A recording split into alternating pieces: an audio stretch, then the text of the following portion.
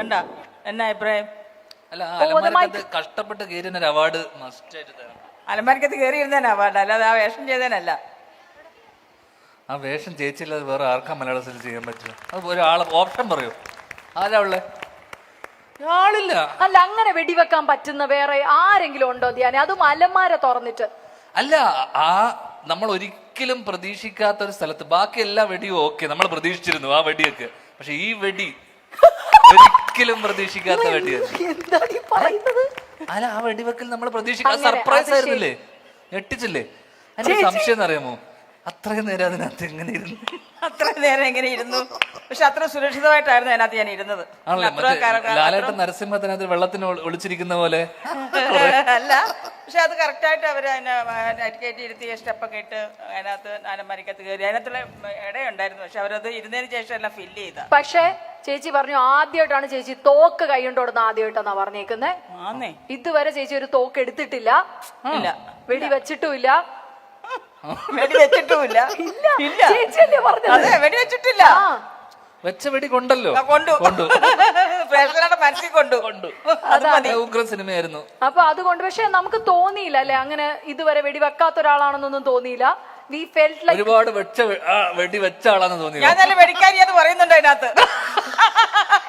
അല്ല, ഞാൻ പറയുന്നത് അങ്ങനെയല്ല. നമ്മള് ഈ ഗണ്ണൊക്കെ നമുക്ക് ചിലവർ പിടിക്കുന്ന കാണുമ്പോൾ അറിയാൻ പറ്റും. ആ style, the pattern they are holding up the gun കാണുമ്പോൾ അറിയാൻ പറ്റും. പക്ഷെ ചേച്ചിക്ക് ഒരുപാട് വർഷങ്ങളായിട്ട് അതിങ്ങനെ യൂസ് ചെയ്ത് വരുന്ന ഒരു ഫീൽ ഉണ്ടായിരുന്നു എന്നാണ് വാട്ട് ഐ മെന്റ്.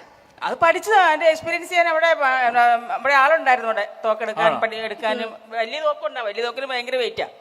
പലമാരിലായതുകൊണ്ട് എന്റെ കയ്യിൽ ചെറിയ തോക്ക് വന്നേ. അല്ലെ വലിയ തോക്ക് ഞാൻ ആദ്യം പഠിച്ചേ. വലിയ തോക്കുമായിട്ടായിരുന്നെങ്കിൽ ആ എൻട്രി എങ്ങനെ ഉണ്ടാവും ചേച്ചിക്ക്? ആ വലിയ തോക്ക് ചേരുമായിരുന്നു ധ്യാനെ? പക്ഷെ അലമാരിക്കത്തൊന്നും വെടി വരും ഇരിക്കാൻ പറ്റത്തില്ലല്ലോ. അതുകൊണ്ട് വെടിവെക്കുന്ന സീൻ ഉണ്ടെന്ന് അലമാരിന്ന് ഉണ്ടെന്ന് പറഞ്ഞപ്പോ എന്റെ വിചാരം അലമാരിയുടെ പുറകിൽ നിന്നിട്ട് തോക്കുമായിട്ട് വരുമെന്നുള്ള കഥ പറഞ്ഞപ്പോ ഞാൻ മനസ്സിൽ കണ്ടത്. കാരണം അതിനകത്ത് ഷാപുഷ്കർ എന്റെ അടുത്ത് അവിടെ ചെന്നപ്പോ കഥ പറഞ്ഞത് അങ്ങനെയായിരുന്നു. പക്ഷെ അലമാരിക്കകത്ത് ഉള്ളി കയറി ഇരുന്നിട്ടാന്നുള്ളത് പിന്നെ എന്റെ അടുത്ത് വരുന്ന ഉണ്ണിമായയാ. അങ്ങനെയാണ്. ഞാൻ എന്താ തോന്നുന്നത്, എന്തായാലും ചേച്ചിയുടെ വെടിവെപ്പ് നന്നായിട്ട് തന്നെ. വെടിവെപ്പിനപ്പുറം ആ സിനിമ ഗംഭീര സിനിമയായിരുന്നു. അതെ അതെ അതെ അതെ, തീർച്ചയായും. അപ്പൊ ഞങ്ങൾ ഇനി കൂടുതലായിട്ട് ജസ്റ്റ് ഫോർ ഫൺ, കാരണം എന്തും പറയാൻ ഞങ്ങൾക്ക് റൈറ്റ്സ് ഉള്ള ഒരാളാണ് പൊന്നമ്മ ചേച്ചി എന്ന് പറയുന്നത്. അതുകൊണ്ട് അതെ, ധ്യാനോടും. അപ്പൊ ഞങ്ങൾ ഒരുമിച്ച് ഇനി അത് അനൗൺസ് ചെയ്യാൻ പോവാണ് ചേച്ചി. അപ്പൊ digital super star of the year 2024 ആരാണ്?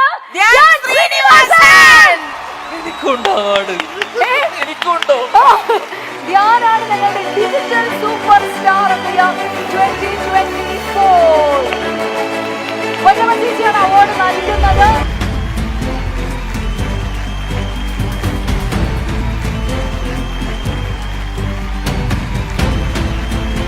ആദ്യമായിട്ടാണ് ശരിക്കും പറഞ്ഞാൽ എത്ര സിനിമകൾ, മാക്സിമം നമ്പർ ഓഫ് സിനിമാസ് ഇപ്പൊ മലയാളത്തിൽ ചെയ്തുകൊണ്ടിരിക്കുന്ന ഒരു ആക്ടറാണ് ധ്യാൻ ശ്രീനിവാസൻ എന്ന് പറയുന്നത്. മമ്മൂക്കയുടെ 86 നമ്പർ വരെ കടത്തി വെട്ടിയാണെന്നാണ് ഇപ്പൊ ഞാൻ അറിഞ്ഞേക്കുന്നത്. മമ്മൂക്കയുടെ 86 പടങ്ങളൊക്കെ ഓടിയിരുന്നു ചെറിയ രീതിയിലൊക്കെ. ആ രീതിയിൽ അവാർഡ് ശരിക്കും ഞാൻ ഗിന്നസിലാണ് ട്രൈ ചെയ്യുന്നത്. അപ്പോ അല്ല സത്യമായിട്ടും ഞാൻ ഈ ഒരു അവാർഡ് പ്രതീക്ഷിച്ചില്ല കേട്ടോ. തുടർന്ന് അങ്ങോട്ട് അവാർഡുകളുടെ നേരെയാവട്ടെ, അങ്ങനെയുള്ള നല്ല പടങ്ങളും വരട്ടെ, ചെയ്യട്ടെ. അതിൽ എല്ലാ കൊല്ലം ഡിജിറ്റൽ സ്റ്റാർ മതി എനിക്ക്.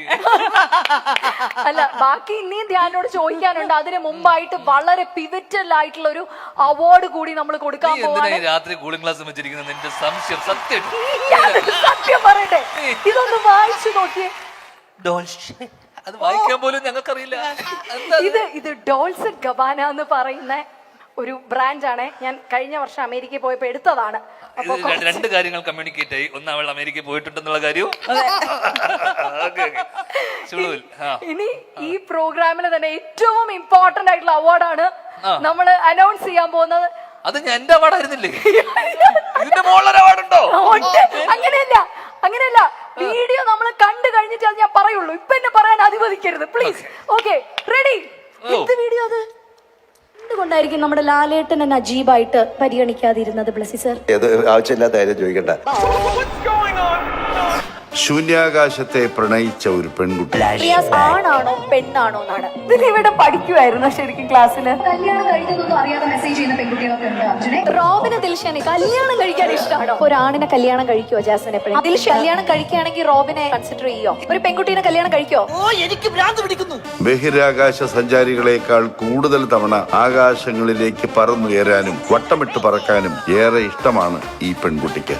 ഞങ്ങളുടെ ഈ ഏജിലുള്ള കല്യാണം കഴിക്കുന്നവരോട് സാറിന് ഒരു അഡ്വൈസ് തരാൻ പറഞ്ഞ സാർ എന്തായിരിക്കും തരിക? ഇപ്പൊ എന്റെ അടുത്താണെങ്കിലും നിങ്ങളെപ്പോലുള്ള കുട്ടികളോട് കല്യാണം കഴിക്കേണ്ടതേ ഞാൻ പറയുള്ളൂ. പ്രതിഭയാണ്, പ്രതിഭാസമാണ് എന്നിങ്ങനെയൊക്കെ വിശേഷിപ്പിക്കാൻ സാധിക്കില്ലെങ്കിലും കർമ്മമേഖലയിൽ മീര ചെയ്ത പ്രവർത്തനങ്ങൾ ഏറെ അഭിനന്ദനങ്ങൾ അർഹിക്കാത്തതും പ്രേക്ഷകരുടെ ഹൃദയം നിറഞ്ഞ കയ്യടിക്ക് വിധേയമാകാത്തതുമാണ്. സിവിൽ എഞ്ചിനീയറിംഗ് 4 വർഷം പഠിച്ച് സൈറ്റിലൊക്കെ നിന്ന് പണിയെടുത്ത ഒരാളാണ്. ആധുനിക മനഃശാസ്ത്രത്തിലെ ലോകപ്രശസ്തമായ 3 മണ്ടത്തരങ്ങൾ മീരയുടേതാണ്. ഭ്രമർ എന്ന സിനിമയ്ക്ക് വേണ്ടി സാർ തലകുത്തി നിർത്തി അങ്ങനെ ഒരുപാട് കഷ്ടതകളിലൂടെ ലാലേട്ടനെ കടത്തിവിട്ടൊരു ഡയറക്ടർ കൂടിയാണ് ബ്ലെസ്സി സാർ എന്ന് പറയുന്നത്. സഹിക്കാൻ പറ്റണ്ടേ, ഞാനൊക്കെ മാറി കരയേ. കാലത്തെ സാക്ഷിയാക്കി കുട്ടികൾ കൊണ്ട് യൗവനത്തെ ശീലമാക്കിയ 45-ാം വയസ്സിലേക്ക് കടക്കുന്ന മീരയുടെ ജൈത്രയാത്രയ്ക്ക് എല്ലാ ഭാവുകങ്ങളും. അതോടൊപ്പം വരും വർഷങ്ങളിൽ ചൊവ്വ, ശുക്രൻ എന്നീ ഗ്രഹങ്ങൾ കൂടി മീരയ്ക്ക് കീഴടക്കാൻ സാധിക്കട്ടെ എന്ന് ആശംസിക്കുന്നു. Oh my God! ഇത് ദ്രോഹമാണ് കേട്ടോ. ഇത് സത്യം എന്നോട് ഇത് പറഞ്ഞിട്ടില്ല. ഇത് പറഞ്ഞിരുന്ന ഞാൻ ഇങ്ങനെ അനൗൺസ് ചെയ്യോ ആരെങ്കിലും? അവാർഡ് എന്നോട് പറഞ്ഞില്ല കേട്ടോ. അതും നല്ല രീതിയിലൊന്നും അല്ല അവാർഡ്. എങ്ങാണ്ട് മോശം ചോദ്യം ചോദിച്ച് മാക്സിമം വെറുപ്പിക്കുന്നതിനാ. ഈ അവാർഡ് നോമിനേഷൻ പോലും ഇല്ലായിരുന്നു. വേറെ ആരും ഇത്രയും വെറുപ്പിക്കുന്നില്ല. ഇതൊരു തെറ്റാണോ? വെറുപ്പിക്കുന്നതിന്റെ അല്ല, ബഹിരാകാശ ഇതിനല്ലേ അവര് പറഞ്ഞു, വെറുപ്പിച്ചിട്ടില്ല. നീ എപ്പോഴാ വെറുപ്പിച്ചു മീരെ? എനിക്ക് ശരിക്കും പറഞ്ഞാൽ ലാലേട്ടന്റെ ഫാൻസിന്റെ കയ്യിൽ നിന്നൊക്കെ പഞ്ഞിക്കിടൂന്ന് വരെ വീട്ടിൽ വന്ന് തല്ലൂന്ന് വരെ എനിക്ക് കിട്ടിയായിരുന്നു. അന്നത്തെ ആ ഇവന്റ് കഴിഞ്ഞിട്ട് ഞാൻ ലാലേട്ടനോട് എന്താ പരിഗണിക്കാതിരുന്നതെന്നൊക്കെ ചോദിച്ചത് ഞാൻ ഓർക്കുന്നില്ല ഇപ്പൊ അവസരത്തിൽ. ഇതൊക്കെ വെറുതെ ഇട്ട് ഓർമ്മിപ്പിക്കുകയാണോ കരയിപ്പിക്കാനായിട്ട്? പക്ഷെ എന്ത് പറഞ്ഞാലും അവാർഡ് സ്വീകരിക്കാം സാർ. ബഹിഷ്കരിക്കില്ലല്ലോ. ഇല്ല, ഒരിക്കലും ഇല്ല.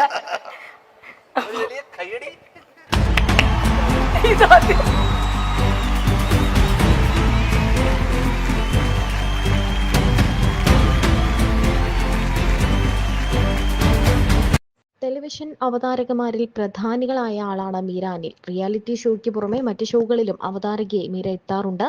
യൂട്യൂബ് ചാനലിലൂടെയും വിശേഷങ്ങൾ പങ്കുവയ്ക്കാറുണ്ട് മീരയുടെ വീഡിയോകളിലൂടെ ഭർത്താവ് വിഷ്ണു പ്രേക്ഷകർക്ക് പരിചിതനാണ്. മാട്രിമോണിയൽ സൈറ്റിലൂടെയാണ് ഇരുവരും കണ്ടുമുട്ടിയത്. നിരവധി ഇന്റർവ്യൂകളിലാണ് മീര നമുക്ക് മുന്നിലേക്ക് എത്തിയിട്ടുള്ളത്. വോഡഫോൺ കോമഡി സ്റ്റാർസിന്റെ അവതാരകയായിട്ടാണ് ആദ്യം നമുക്ക് മുന്നിലേക്ക് മീര എത്തുന്നത്. പിന്നീട് ഒരുപാട് നടന്മാരുടെയും നടിമാരുടെയും പ്രൊമോഷൻസിലും അങ്ങനെയെല്ലാം അവാർഡ് നൈറ്റുകളിലും തുടങ്ങിയ കാര്യങ്ങളിലെല്ലാം മീര അവതാരകയെത്തിയിട്ടുണ്ട്. മൈൽസ്റ്റോൺ മേക്കേഴ്സുമായി ഒന്നിച്ചാണ് മീര ഏറ്റവും അധികം ഇന്റർവ്യൂകൾ ചെയ്തിട്ടുള്ളത് എന്ന് പറയാം. പോപ്പുലർ ഇന്റർവ്യൂവറും മീര തന്നെയാണ്. മൈൽസ്റ്റോൺ മേക്കേഴ്സിന്റെ ഡിജിറ്റൽ സൂപ്പർ സ്റ്റാർസ് അവാർഡ് നൈറ്റിൽ മീര കൂളിംഗ് ഗ്ലാസ് വെച്ചാണ് വന്നത്. ആ ദിവസത്തെ മീരയുടെ ലുക്കിനെ വിമർശിച്ചുകൊണ്ടും പരിഹസിച്ചുകൊണ്ടും നിരവധി പേരാണ് രംഗത്തെത്തിയത്.